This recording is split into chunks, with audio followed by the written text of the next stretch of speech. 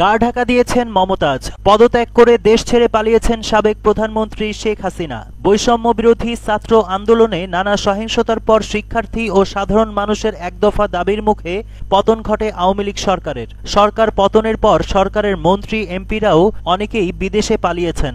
যারা পালাতে পারেননি তারা দেশের মধ্যেই নিরাপদ স্থানে লুকিয়ে রয়েছেন।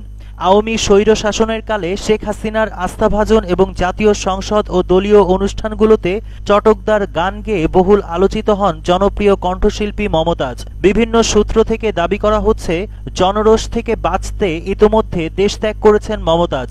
আবার বলা হচ্ছে, বিদেশ পালাতে ব্যর্থ হয়ে দেশেই আত্মগোপন করেছেন তিনি।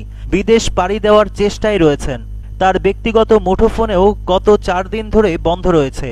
জাতীয় সংসদ নির্বাচনে মানিকগঞ্জ 2 আসনের সিংগাইর হরিরামপুর সদরের 3 ইউনিয়ন নৌকার টিকিট পেয়েও স্বতন্ত্র প্রার্থীর কাছে কুপোকাত হন মমতাজ বেগম।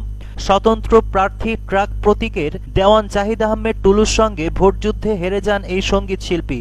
পরে শেখ হাসিনার বিশেষ বিবেচনায় সংরক্ষিত নারী আসন 15 থেকে জাতীয় সংসদ সদস্য নির্বাচিত হন 2014 সালের 19 মার্চ।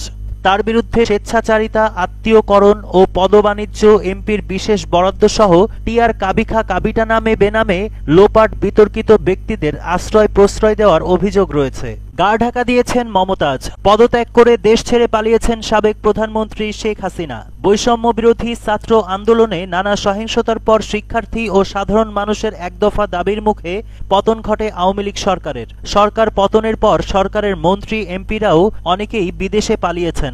যারা পালাতে পারেননি তারা দেশের মধ্যেই নিরাপদ স্থানে লুকিয়ে রয়েছেন। আওয়ামী স্বৈর শাসনের কালে শেখ হাসিনার আস্থাভাজন এবং জাতীয় সংসদ ও দলীয় অনুষ্ঠানগুলোতে চটকদার গান গেয়ে বহুল আলোচিত হন জনপ্রিয় কণ্ঠশিল্পী মমতাজ। বিভিন্ন সূত্র থেকে দাবি করা হচ্ছে, জনরোষ থেকে বাঁচতে ইতোমধ্যে দেশ ত্যাগ করেছেন মমতাজ। আবার বলা হচ্ছে, বিদেশ পালাতে ব্যর্থ হয়ে দেশেই আত্মগোপন করেছেন তিনি। বিদেশ পাড়ি দেওয়ার চেষ্টায় রয়েছেন। তার ব্যক্তিগত মুঠোফোনেও গত 4 দিন ধরে বন্ধ রয়েছে। জাতীয় সংসদ নির্বাচনে মানিকগঞ্জ 2 আসনের সিংগাইর হরিরামপুর সদরের 3 ইউনিয়ন নৌকার টিকিট পেয়েও স্বতন্ত্র প্রার্থীর কাছে কুপোকাত হন মমতাজ বেগম। স্বতন্ত্র প্রার্থী ট্রাক প্রতীকের দেওয়ান জাহিদ আহমেদ টুলুর সঙ্গে ভোটযুদ্ধে হেরে যান এই সঙ্গীত শিল্পী। পরে শেখ হাসিনার বিশেষ বিবেচনায় সংরক্ষিত নারী আসন 15 থেকে জাতীয় সংসদ সদস্য নির্বাচিত হন 2014 সালের 19 মার্চ।